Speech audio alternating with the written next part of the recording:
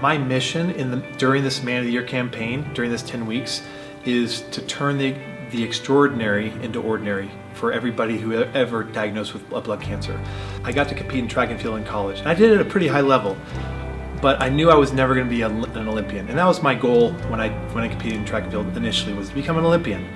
And a coach of mine told me, you know what, you could make a great bobsledder. And I'm like, bobsledder, what the heck is that? And this is just after the 2002 Olympic Games. Beyond that, I got to compete for 6 years, travel the world, and compete in world championships, world cups at that level, and it was just amazing. My life was busy. I just opened up Epic Fitness in 2014, and in 1 year's time, we increased our gross revenue by 100%. Everything was going really well. And at that point, I knew that I wanted to get back into the sport that I love. So what I did is I took about 3 months, I started training for the sport.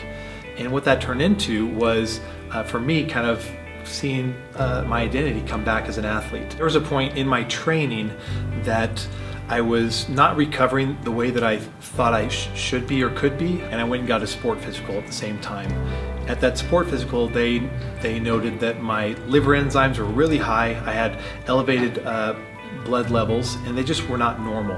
And that turned into a lot of tests and retests, and it turned into a liver biopsy. I got a call from my doctor, the doctor that actually performed the liver biopsy.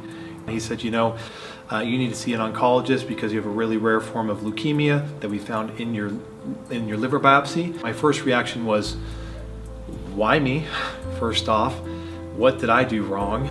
When I got transferred up to the Huntsman Cancer Institute, I got to meet an amazing doctor that was able to kind of give me an idea of my diagnosis.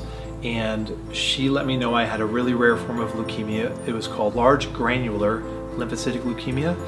She said, you know, we have a lot of resources up here, and one of them was through the Leukemia Lymphoma Society, their patient access and advocacy, where I could get on a call with somebody it's called the Patty Kaufman First Connection, and I got to call someone that was a survivor of the LGL leukemia that I have, and talk with them about their experience. I was stuck in a hole. I was in this deep dark hole, and I felt like I was in this demise and I was never going to get out of this. I felt like I wasn't going to survive with the thoughts and feelings that I had going through my head, and I was about to quit. And then when I got to call and got the support of somebody who'd been there and done that and dealt with it and told me, you know what, I'm going to jump in this hole with you, and I'm going to crawl out of there with you and climb out. He helped me basically drag myself out of this hole. And without that kind of support, I never would have made it.